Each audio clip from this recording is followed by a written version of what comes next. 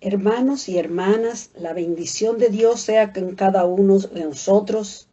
Bienvenidos sean a esta clase bíblica especial en conmemoración al Día de la Biblia. Oremos. Señor y Padre nuestro, alabado y bendecido sea tu nombre por siempre. Te adoramos, nuestro Dios. Nuestro Dios, en esta noche pedimos que dispongas nuestras mentes y corazones para recibir enseñanza a través de tu siervo.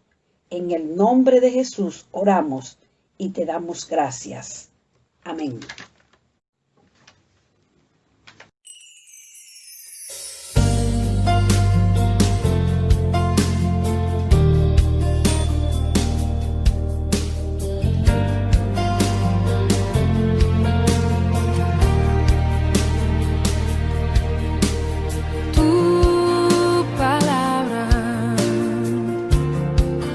Como aceite sobre mis heridas,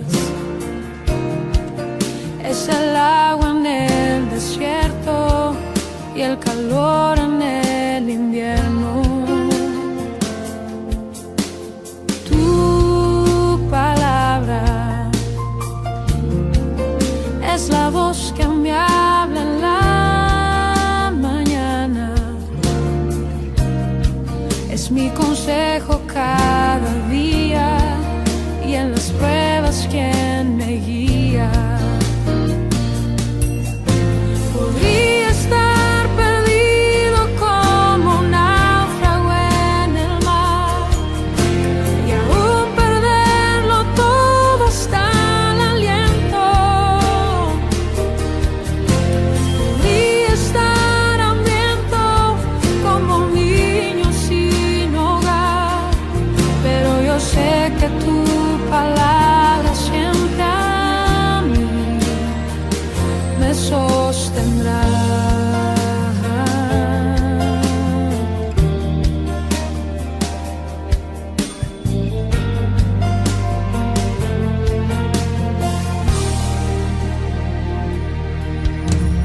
Tu palabra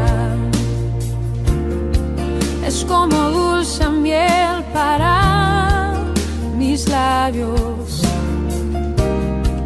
es la perfecta melodía que me deleita cada día. Tu palabra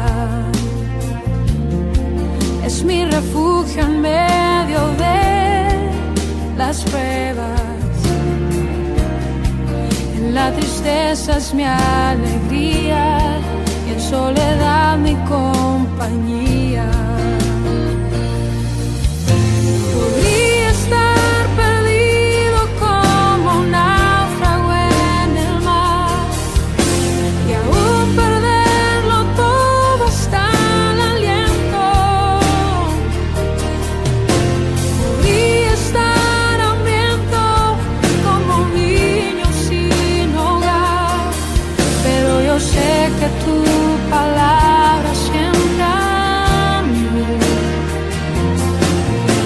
Podría estar perdido como un náufrago en el mar y aún perderlo todo hasta el aliento. Podría estar hambriento como un niño sin hogar, pero yo sé que tu palabra siempre a mí. Pero yo sé que tu palabra siempre a mí.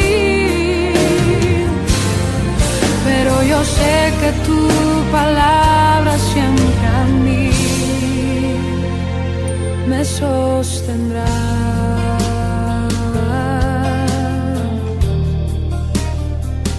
Tu palabra, Señor.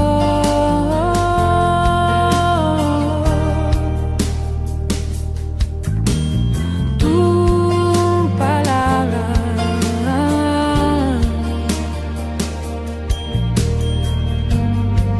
siempre me sostendrá.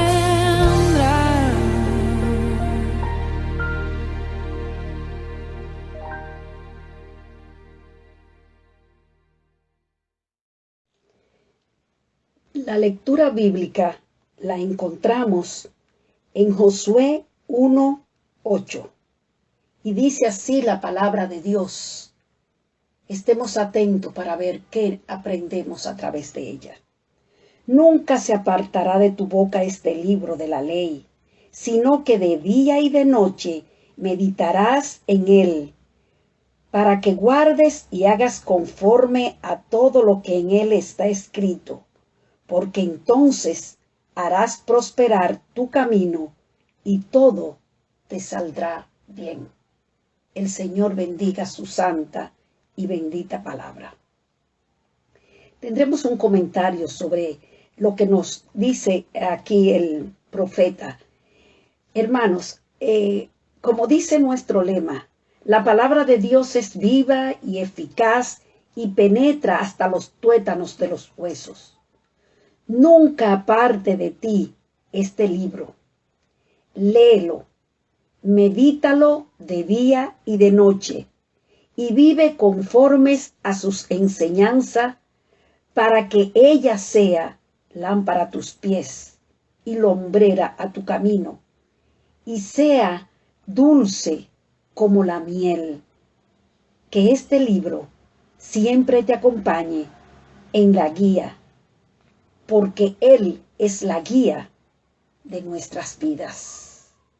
Amén. Con nosotros, nuestro expositor en esta noche, el hermano Moisés Bonifacio, el cual trae palabra de Dios. Y el tema de su exposición en esta noche es la palabra de Dios en la vida del cristiano. Nuestro Dios lo use con poder. Bendiciones, querido hermano. Buenas noches, queridos hermanos, amigos que nos privilegian con su sintonía. Esta noche, de una manera especial, estamos reunidos en la presencia del Señor con la intención de reflexionar en su palabra, de ejercer el divino privilegio que nos concede el Señor, de reunidos unánimes, poder reflexionar en temas tan importantes como la Biblia. La Biblia que fue escrita por el mismo Dios, utilizando a 42 hombres como instrumento durante más de 1500 años, con la intención de edificar y de salvar al hombre. Dios les bendiga de una manera especial. Dios bendiga a cada persona que está escuchando estas palabras y a cada familia representada. Estamos reunidos en la presencia del Señor esta noche por la importancia que refleja y que tiene la Biblia en la vida del cristiano. Hablaremos de la Biblia y su estructura. ¿Qué significa la palabra Biblia? Estaremos viendo, hermanos, también los idiomas originales en que fueron escritos las diferentes partes de la Biblia, los diferentes procesos por los cuales pasaron cada uno de los rollos originales hasta llegar a la traducción en español, que hoy conocemos como la versión Reina Valera, también llamada la Biblia de los protestantes. Todo lo que hemos leído la Biblia completa, hemos observado que sus libros no están dispuestos en el orden en que fueron escritos. Entonces, esta noche, el Señor ha permitido que también podamos analizar, ya que no atienden en el orden en que fueron escritos, a qué orden atiende la estructura de la Biblia como la conocemos hoy. Pero antes de iniciar, quisiéramos solicitarle a cada uno de ustedes que nos acompañen en un momento de oración para poner esta clase en las manos del Señor. Oremos. Padre Santo, te damos gracias. Gracias, Señor, por tu amor, por tu misericordia. De manera especial, Señor, gracias por la Biblia. Gracias por este instrumento tan preciado, este instrumento tan útil para nuestra vida en este mundo y para la vida eterna. Queremos pedirte, Señor, de una manera encarecida, que me uses, que pongas en mí, Señor, de tu gracia y de tu poder, para que los dichos de mi boca sean estrictamente tu voluntad. En el nombre poderoso de Jesús. Amén. Queridos hermanos, sobre la Biblia, a través de la historia de la humanidad, se han tejido muchos diferentes argumentos, muchos ciertos, otros falsos. Por eso la necesidad del cristiano de que conozcamos este instrumento de una manera profunda. La misma palabra nos invita a escudriñar en la Biblia, a llevarla, a poner en las puertas de nuestras casas y hacerla parte de nuestras vidas. Estaremos analizando también por qué la Biblia Reina Valera se llama Reina Valera que nuestra Biblia. Estaremos analizando en este mes tan precioso, mes de la Biblia, por qué septiembre es el mes de la Biblia, entre muchas otras cosas que el Señor ha puesto en nuestros corazones que deben ser conocidos esta noche. Iniciemos, hermanos, con la palabra Biblia, el significado de la palabra Biblia. Es una palabra griega que significa libritos o conjunto de libros. De ahí que se haya dado el nombre de Biblia a este conjunto de libros compilados a través de tantos años, escrito por una diversidad de personas completamente de orígenes diferentes, de culturas diferentes, pero con una intención común, su intención redentora, que es la mayor importancia que tiene la Biblia. Estos libros de la Biblia fueron escritos en 3 idiomas: en griego, en arameo y en hebreo. En griego fueron escritos la mayor parte del Antiguo Testamento. En arameo, el libro de Esdras, Daniel, Jeremías y parte del Génesis y el original de Mateo. En griego se escribieron parte de los libros de Esther y Daniel y el Nuevo Testamento completo, con excepción de Mateo. Y ya que cuando podemos analizar que estos idiomas tan lejanos y tan antiguos,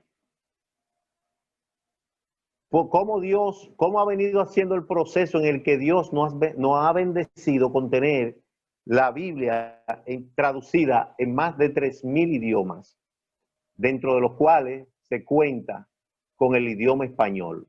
Bendito sea el nombre del Señor. Para llegar al español, a la traducción al español, la Biblia tuvo que pasar un proceso bastante largo, el cual vamos a tratar de reducir por cuestión de tiempo.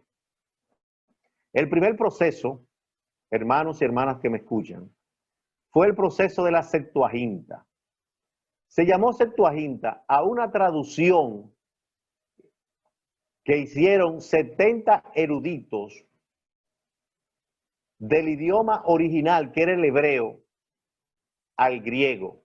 Ese fue el primer gran paso del proceso para llegar a la Biblia en español. Y la grandeza de este paso radica en que fue la primera vez que el idioma se escribió, que la Biblia se escribió en un idioma que no fuera el hebreo, que era considerado el idioma sagrado, en el único que se podía hablar y escribir la palabra santa. Luego de tener, de eso se llama Septuaginta, porque fueron 70 eruditos. Bueno, era refiriendo a 70, pero en realidad fueron 72 eruditos. Se atribuyeron por grupos a las 12 tribus. Luego, el otro gran paso fue la traducción de esa Septuaginta, que ya estaba en griego, al latín. Y fue llevada a cabo, hermanos, por Eusebio Jerónimo, conocido comúnmente como San Jerónimo, pero también como Jerónimo de Estridón o simplemente Jerónimo, quien tradujo por encargo del Papa Damaso I, la Biblia de griego, que ya la había llevado el grupo de la Septuaginta, al latín. Pero este dato que sucedió, queridos hermanos, en el año 382 después de Cristo, tiene una significación muy especial para los evangélicos, para los protestantes. Porque este hecho es la prueba fehaciente de una diferencia que ha habido siempre entre los católicos y los protestantes, ya que las dos Biblias, entre la católica y la de protestante, la Reina Valera, existe una diferencia de 7 libros. Y esta diferencia siempre ha versado en la discusión de que los protestantes se lo eliminaron al original o los católicos se lo incluyeron al original. Este dato que acabamos de dar, hermano, de la traducción de San Jerónimo al latín, que fue en el 382, es el argumento veraz que tenemos los protestantes de que la original es de 66 libros, porque esta traducción al latín es que se demuestra que el original en esta traducción es de 66 libros. Por eso los protestantes tenemos que estar seguros, estudiar estos temas, no para avasallar a nadie, sino para afianzar nuestra fe sobre cimientos sólidos. Después de esta traducción que ya está en latín, entonces alguien que ha significado mucho en el ambiente protestante, participó junto con Martín Lutero en la Reforma Protestante, fue Casiodoro de Reina, quien dedicó su vida a la traducción de la Biblia del latín al español. Y el resultado de este trabajo fue la Biblia llamada la Biblia del Oso. Y fue la primera traducción al castellano por completo, tanto del Antiguo como del Nuevo Testamento. Aquí vamos a presentar la imagen que tenía la Biblia del Oso en su portada. Y se llamó Biblia del Oso precisamente porque en su portada tenía un oso tratando de alcanzar unas alvejas en lo alto de un árbol. El significado de esta portada es porque en ese tiempo era prohibido las traducciones a otro idioma que no fue hebreo, el hebreo o el griego. Y no podían, no, las Biblias no podían tener identificación religiosa. Pero a pesar de su gran esfuerzo y dedicar toda su vida a esta traducción, al ser revisada, no fue aprobada y no pudo publicarse nunca la traducción de Casiodoro de Reina. Un siglo después, casi 100 años después, su homólogo, Cipriano de Valera, retomó el trabajo que había hecho Casiodoro de Reina y revisó el trabajo durante 12 años. Le costó a Cipriano de Valera revisar el trabajo que había hecho Casiodoro de Reina. De ahí, hermanos, es el nombre de nuestra Biblia, la Reina Valera. Como fue Casiodoro de Reina y Cipriano de Valera, se tomaron los dos apellidos y se formó la Reina Valera como la conocemos hoy. Y se llamó a esta primera traducción aprobada Biblia del Cántaro, que vamos a ver próximamente en la próxima imagen, la portada de esta Biblia. Ya esta fue aprobada por los cánones bíblicos. Otra interesante curiosidad que tenemos los cristianos, hermanos, es cómo está organizada la Biblia. Porque evidentemente la Biblia no está en el orden que fue escrito. Porque definitivamente Mateo no fue el primer libro que se escribió del Nuevo Testamento. Y así sucesivamente. Entonces, surge con frecuencia la pregunta de cómo está organizada la Biblia. La Biblia está organizada por géneros. Y lo vamos a ver en la explicación siguiente, en un momento. Dependiendo del género, la Biblia fue compilada atendiendo al género que pertenece. Inicialmente con sus dos grandes divisiones, el Antiguo Testamento y el Nuevo Testamento. La clasificación del Antiguo Testamento es la siguiente: 5 libros de la ley, 12 libros históricos, 5 libros poéticos, 5 profetas mayores y 12 profetas menores. Esta compilación constituye los 39 libros del Antiguo Testamento. Es importante aclarar el concepto.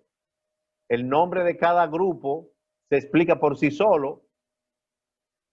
Los 12 históricos tienen un carácter histórico. Los poéticos es por su lenguaje en el que resalta principalmente la poesía. Y los 5 profetas mayores y los 12 menores, debemos aclarar un aspecto importante, porque se podría pensar que los 5 mayores son mayores por nivel de importancia, y no es así. Lo de mayores y menores depende de la extensión del libro. 5 profetas mayores, como Isaías, como Zacarías, por su extensión, mientras que los menores son libros de extensión mucho menor. De la misma manera, hermano, la clasificación de los libros del Nuevo Testamento es la siguiente: 4 evangelios, de los cuales hay 3 sinópticos. El hecho de sinóptico significa que son iguales. Con frecuencia a mí me gusta explicarlo de la siguiente manera. como que tres personas vean un accidente y traten de explicárselo a una cuarta. Cada uno se lo explicaría con sus propias palabras y dependiendo desde el punto de vista donde estaba cuando sucedió el accidente. Pero todas las versiones de las tres personas son ciertas, son sus versiones. Y después está el evangelio único, que es el evangelio del apóstol Juan, el apóstol amado.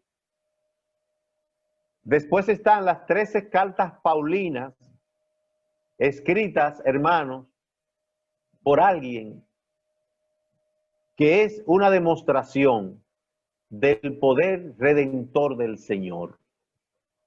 Una persona que se constituyó en asesino y perseguidor de los cristianos, llegó a ser el autor de la mayor cantidad de libros del Nuevo Testamento. Ante la pregunta que nos hacemos cada uno de nosotros cuando nos sentimos pecadores, la respuesta es: si él tumbó a Pablo del caballo, lo cambió y lo convirtió en el apóstol de los gentiles, él puede cambiarte a ti y puede cambiarme a mí en el nombre poderoso de Jesús. Después, hermanos, para el Nuevo Testamento tenemos las 8 cartas generales. Tienen este nombre de cartas generales por los destinatarios. Se escribían para el público en general, para las iglesias, sin tener un destinatario específico, sino que eran para doctrinas generales. Tenemos un histórico que es Hechos de los Apóstoles y un profético que es Apocalipsis. Esta es, hermano, como están clasificados los libros. Entonces, cuando alguno de nosotros se pregunte dentro de sí, ya tiene la respuesta de por qué están organizados así. Las 13 cartas paulinas, sin importar en el tiempo que se escribiera, están organizadas porque la escribió el apóstol Pablo. En los 12 libros históricos del Antiguo Testamento, sin importar el orden en el que se escribió, están en esa parte de la Biblia porque representan la parte histórica de la Biblia. Algunas otras clasificaciones, hermanos, que debemos ver son, por ejemplo, no quisiéramos dejar pasar por alto las cartas paulinas, que tienen una clasificación muy particular. Están clasificadas de la siguiente manera: las primeras epístolas, que la constituyen la primera y segunda carta a los tesalonicenses. Reciben este nombre de primeras epístolas porque fueron las primeras que escribió el apóstol Pablo. Las grandes epístolas, que las constituyen Romanos, primera y segunda a los Corintios y Gálatas. Epístolas de la prisión: Efesios, Filipenses, Colosenses y Filemón. Llevan este nombre porque estas 4 cartas el apóstol Pablo le escribió estando preso. Hermano, estando preso, el apóstol Pablo escribió: todo lo puedo en Cristo que me fortalece. Estando preso estaba en gozo. Así es la prueba de que cada uno de nosotros puede ser más que vencedores en medio de cada una de sus pruebas. Después están las epístolas pastorales, que las constituyen primera y segunda de Timoteo, Tito y Tito. Esta de pastorales se ha recibido este nombre en la organización bíblica porque la escribió el apóstol Pablo con la intención de guiar a los pastores jóvenes que él dejaba establecidos en las diferentes iglesias, y a través de estas cartas, de estas epístolas, él le daba seguimiento, le daba consejo y lo instruía. Después están, hermanos, después de las paulinas, de las que escribió el apóstol Pablo, las epístolas universales, que la constituyen Santiago, primera y segunda de Pedro, primera, segunda y tercera de Juan y Judas. La Biblia, hermanos y amigos que nos escuchan, es una joya inconmensurable. Es una compilación de libros diversos en origen, en extensión y en contenido, esencialmente unidos por su esencia redentora, unidad y diversidad que no se oponen, más bien se complementan. Un libro que salva vidas, un libro que cambia las circunstancias, un libro que debe ser la herramienta principal de tu vida y de mi vida. Este libro, hermanos, muchas veces, aún nosotros los cristianos, y lo vamos a ver más adelante, no le damos el correcto uso. Pero antes de pasar a la función de la Biblia en la vida del cristiano, a lo que hace la palabra en la vida del que ya entregó su existencia a Jesús, vamos a explicar muy brevemente otra curiosidad de por qué en septiembre se celebra el mes de la Biblia. ¿Por qué es en septiembre que el mundo entero celebra el mes de la Biblia? Realmente se escogió septiembre porque las sociedades bíblicas del mundo trataron de buscar una fecha, como en efecto lo lograron, que fuera significativa tanto para los católicos como para los protestantes. Por eso escogió septiembre, porque para los católicos el 30 de septiembre es el día que San Jerónimo, el hombre que dedicó su vida al estudio y traducción de la Biblia al latín, se cumplió con ese cometido. Entonces, el 30 de septiembre se celebra el día de la traducción de San Jerónimo a la Biblia católica. Y es en el mismo septiembre que los evangélicos, que los protestantes, el día 26 de septiembre, se terminó de imprimir la primera Biblia traducida al español, la Reina Valera, que hoy tenemos el privilegio de disfrutar cada uno de nosotros en diferentes versiones y con diferentes variantes que ha tenido a través de la historia. Entonces, esta es la razón por qué es septiembre. Se escogió septiembre para que fuera común para el mundo católico y el mundo protestante. Bendito sea el nombre del Señor, porque gracias a esta decisión, nosotros, el mundo entero celebra unánimemente un aspecto que nos une en el mismo mes, el tiempo de este libro tan maravilloso. Y es que, hermanos, la Santa Biblia es una divina compilación de libros inspirados que alternan de manera especial la narrativa histórica con los códigos legales, las normas de conducta con la delicada belleza de la lírica hebrea, los discursos morales con la interpretación de sueños y visiones. La Biblia es el tesoro literario de la humanidad más importante.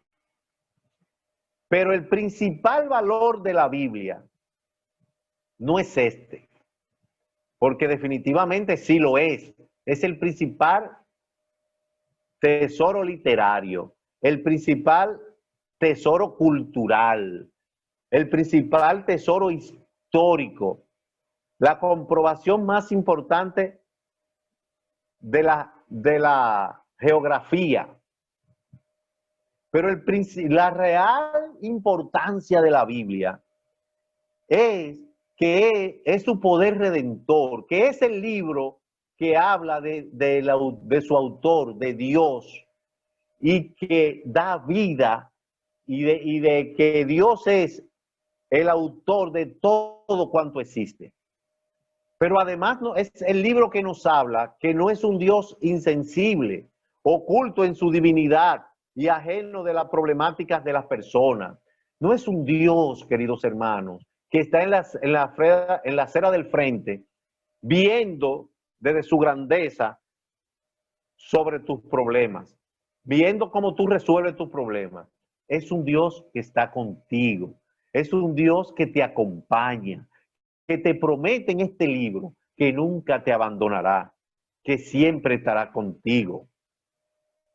Es el Dios que entregó a su único hijo para que tú y yo tengamos esta oportunidad de ser salvos. Es el Dios maravilloso, el Dios de Jacob, el Dios de Abraham. Bendito sea el nombre de este Dios tan especial. Y es que la Biblia, hermanos, es mucho más que una guía doctrinal. Es un libro que genera vida. Si a un ser humano le falta vida, hermano, es porque le falta Jesús. Porque tiene un vacío en su corazón que solo lo llena Jesús. Es un libro que crea fe y por la fe el cristiano vivirá. Produce cambio, asusta al diablo, realiza milagros, sana heridas. No importa lo grave que sean, hermano. No importa lo herido que esté en nuestros corazones. Es un libro tan especial que nos enseña y nos invita diariamente a perdonar. Y a veces, hermanos, tenemos el corazón tan destruido. El dolor y la herida ha sido tan profunda que no podemos perdonar. Yo te invito esta noche, amigo que me escucha, hermano de la Iglesia Evangélica Dominicana, que si esa es tu situación, en la que ya tú no puedes perdonar por lo dolido que está tu corazón, que le pidas prestado el corazón a Jesús. Él es un Dios tan bueno que Él está dispuesto a prestarte tu corazón y acompañarte en tu dolor. Pero además, hermanos, de aprender, nos enseña a pedir perdón, pero también nos enseña a pedir perdón. Porque nos enseña a ser humildes. Nos enseña que entre nosotros, en las relaciones interpersonales, siempre habrá diferencias.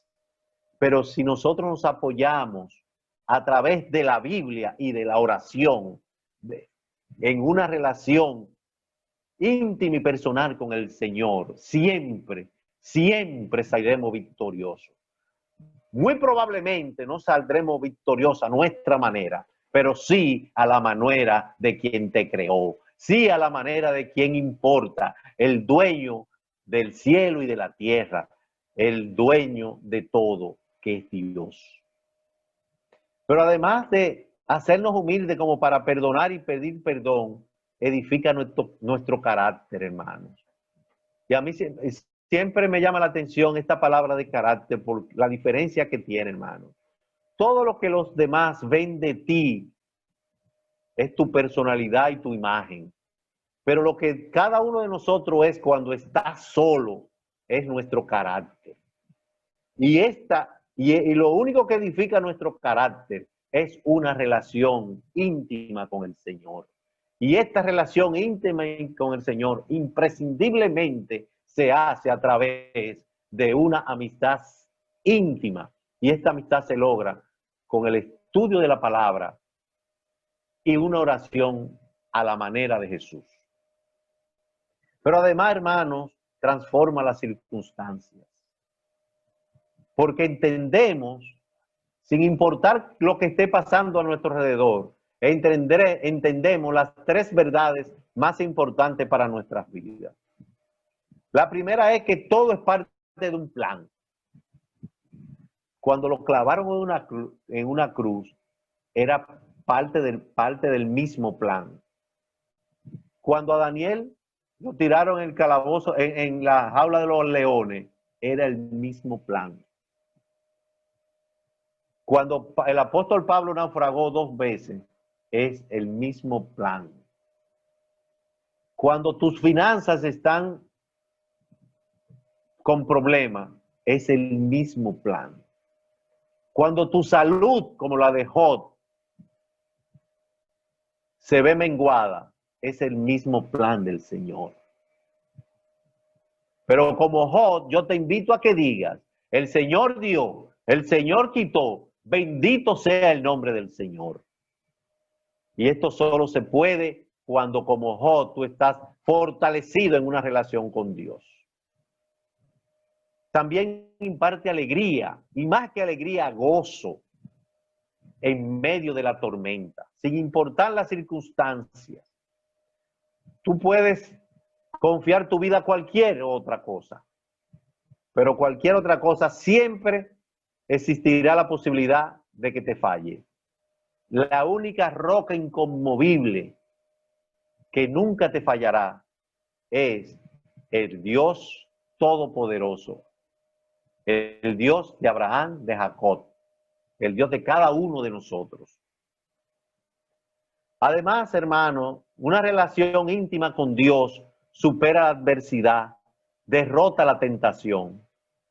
En los 33 años de vida que Jesús estuvo en esta tierra, nunca enfrentó la tentación por sus propias fuerzas. Y Él era Dios. Siempre la enfrentó con la palabra de Dios, con la Biblia, con la verdad verdadera, porque solo en la Biblia está la fortaleza del cristiano. Pero también infunde esperanza, libera poder. Ese poder que está descrito en Filipenses, todo lo puedo en Cristo que me fortalece. ¿A dónde iré si solo en ti hay salvación, Señor? Limpia nuestras mentes, nos hace ver dónde está Dios. Y es, hermano, que el que no tiene a Jesús en su corazón, con mucha frecuencia, no encuentra a Dios, y Dios está en tantas cosas, hermanos. Dios está en cada amanecer, en el privilegio que nos otorga cada mañana de vivir un nuevo día con una nueva esperanza.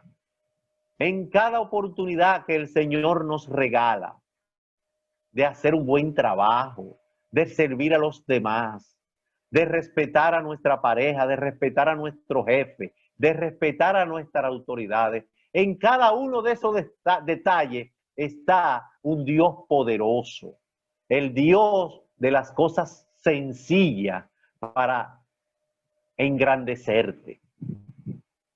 Pero una de las razones más importantes de por qué debemos depender estrictamente de la palabra es porque también lo que está escrito ahí, hermano, garantiza nuestro futuro. La única forma de tener vida eterna es de vivir como dice la palabra. Es de vivir como Dios escribió que viviésemos todos los seres humanos. Entonces también garantiza nuestro futuro. Y en este momento, hermanos, quisiéramos llegar a una parte que parecería que ninguno de nosotros las hace, y debemos reflexionar profundamente cada uno en ello, porque es una invitación a no despreciar lo que dice la palabra. No la despreciemos, y cada uno de nosotros en una iglesia tan espiritual, con tanta gente,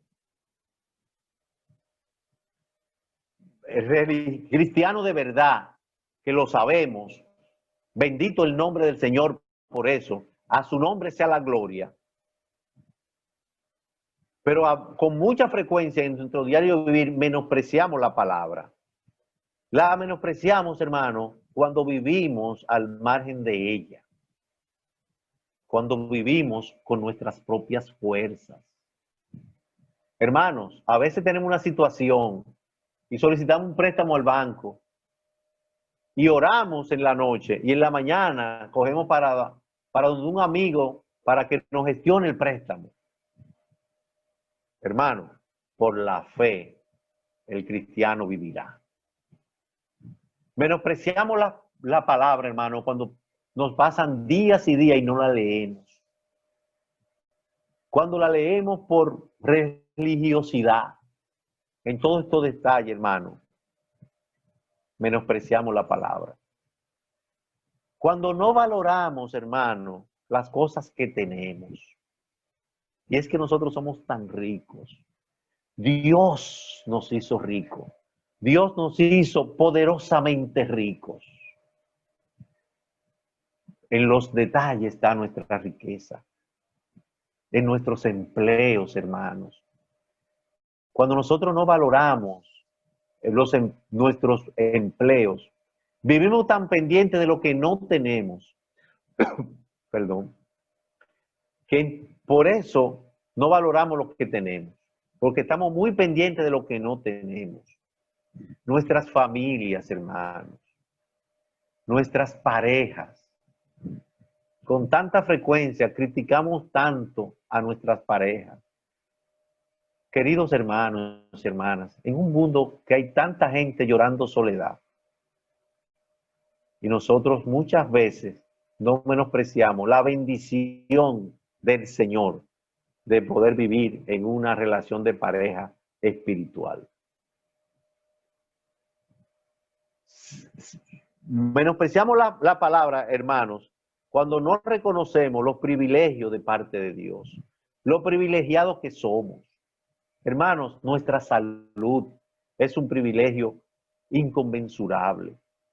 Job dice, en lo más profundo de mi ser he atesorado las palabras de tu boca. Y Job se refiere, queridos hermanos, a las palabras que están en este libro, en la verdad verdadera. La Biblia se llama nuestra leche, nuestro pan, comida sólida, postre. Es un menú de 4 platos que nos hace robusto espiritualmente.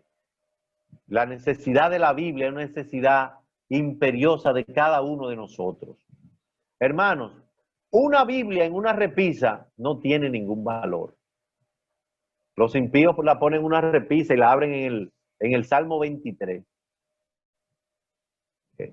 La Biblia no fue diseñada por el Creador para eso. Ella no espanta espíritu porque está en una repisa. La Biblia funciona como fue diseñada cuando entra, influye en nuestros corazones y mejora nuestra relación con Dios, porque nos hace humildes, porque nos hace servidores, porque nos da gozo y transforma nuestra vida de esa manera. Los cristianos debemos ser adoradores en espíritu y en verdad. Y cuando Jesús dijo eso, de que seamos adoradores en espíritu y en verdad, se refería a la verdad verdadera, a la manera de la palabra. Porque muchos cristianos queremos ser adoradores a nuestra manera. Y a veces tomamos una parte de la Biblia, pero otras no. Nuestra primera relación, hermanos, con la Biblia es recibirla. Y esto es una bendición general. Todo el mundo la recibe. La recibimos cuando la escuchamos, con una lectura diaria, cuando recibimos un mensaje por WhatsApp, por Facebook o por Instagram. La recibimos cuando reflexionamos en ella, cuando la memorizamos. La recibimos al leer la Biblia, al leer un tratado. Y cualquier lector apasionado fácilmente ha leído la Biblia.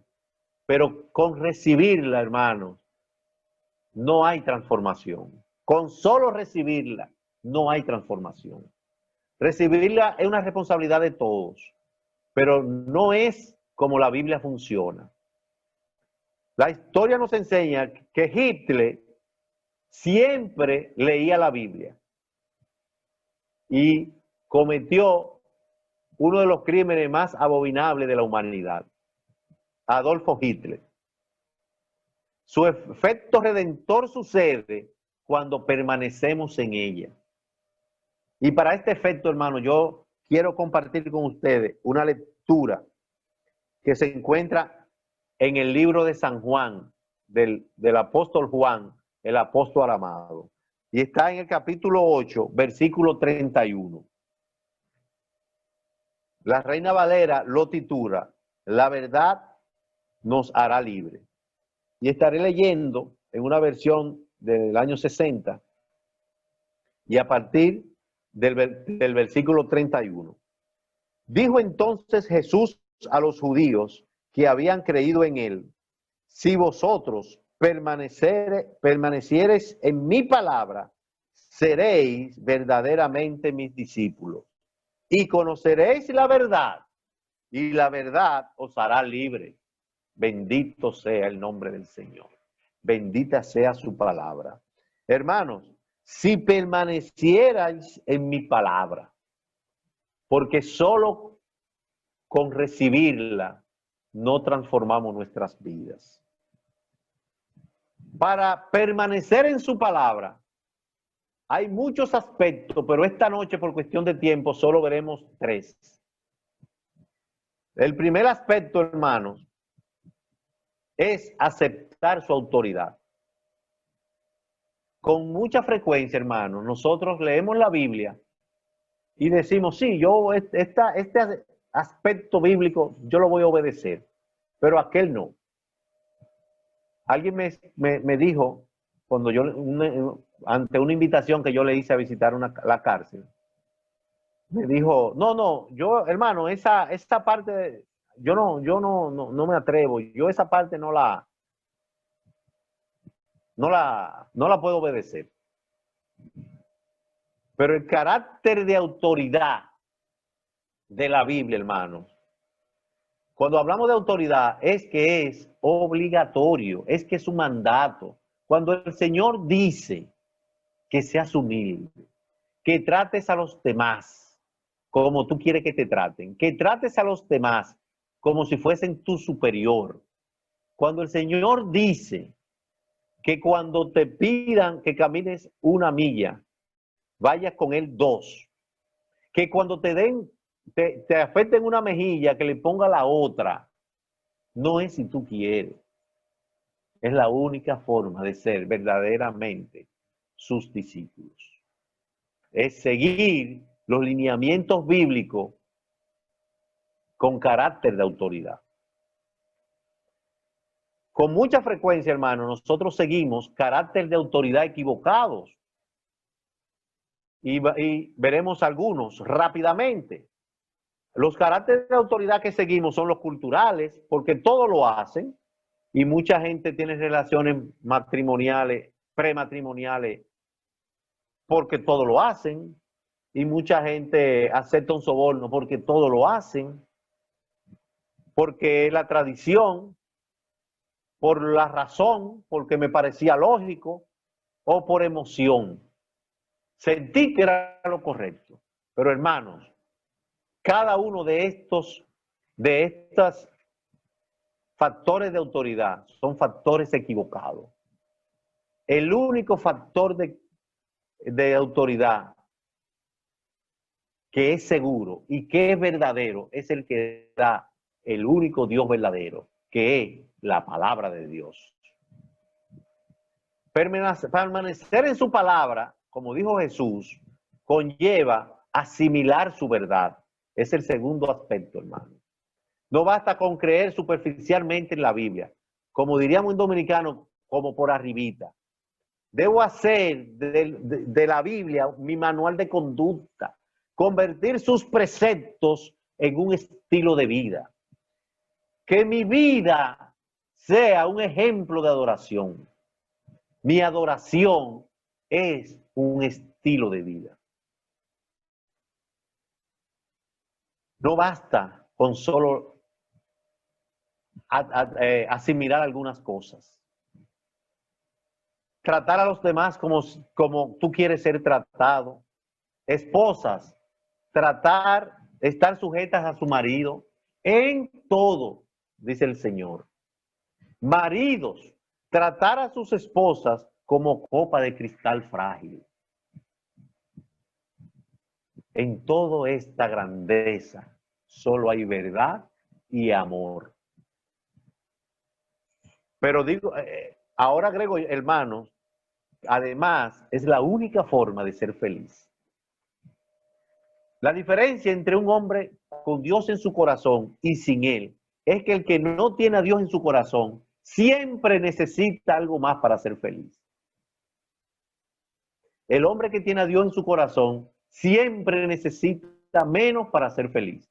Cada día necesita menos porque Dios lo llena todo. Lo material pasa a un plano insignificante. El rey Salomón lo describió como vanidad de vanidades. Por último, hermano, en tercer aspecto, para permanecer en su palabra, debemos ser hacedores de la misma. Ni siquiera el maligno, hermanos, se opondría a que nosotros estudiáramos la palabra si no fuera para practicarla, para convertirla en un estilo de vida. La única forma de obtener vida eterna, de vivir en gozo y de ser feliz, es aplicando los principios bíblicos como un estilo de vida. La lectura de la Biblia, hermanos y amigos que nos escuchen, nos acerca a Dios. Leerla, si la pudiéramos leer 15 minutos diarios, en 15 minutos diarios, la podríamos leer una vez al año. Si dejásemos de ver televisión durante 30 minutos, la podríamos leer 2 veces cada año. Dios mandó a los reyes a leer su palabra diariamente, como declara Deuteronomio 17:19. Las escrituras tienen un fin práctico: enseñar, redarguir, corregir, instruir en justicia. Vivir sin esta instrucción es tratar de navegar contra la corriente. Finalmente, hermanos, el conocimiento de la palabra, el conocimiento verdadero de la palabra, es parte de mi adoración al Señor.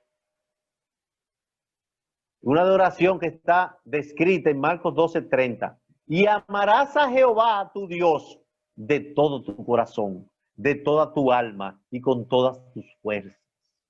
Esta relación de amor de esta manera solo se puede lograr a través de una relación íntima y verdadera con Dios, que se consigue viviendo, como dice el manual que Él escribió para los que nos creó. Al finalizar esta breve clase, hermano, me gustaría dejar esta pregunta en tu mente. ¿Qué nos ha dicho la palabra de Dios que todavía no hemos empezado a practicar? Esta es una pregunta para que cada uno de nosotros la contestemos muy internamente y en una relación personal con el Señor. Tratemos de, si hay algún aspecto, lo mejoremos, hermanos. Dios es un Dios bueno. La vida es bella. Dios hizo un paraíso de planeta para nosotros. Nos hizo hermanos. Y nos brinda cada día oportunidades de ser parecido a Jesús, de acercarnos al varón perfecto. Estudiemos la palabra encarecidamente, hermano, porque ahí hay salvación y vida eterna. Dios te bendiga. Oremos. Padre Santo, gracias. Gracias por tu palabra, Señor. De una manera especial, queremos, Señor, poner nuestras vidas en tus manos y ponerla a la manera que dice la palabra, Señor. Esta noche, Señor, reunido en tu presencia, Señor, unánime, deploramos cada gota de sangre que se derramó en esa cruz, pero también, Señor, cada gota de sangre que se derrama cada día cuando despreciamos tu palabra. Por eso, Señor, queremos pedirte que nos fortalezcas, que nos hagas cada día un poquito más parecido a Jesús, que nos des las fuerzas, la disciplina de estudiar cada día más tu palabra, de orar más y ser más humilde y ser más parecido a lo que tú quieres, Señor. En el nombre poderoso de Jesús. Amén.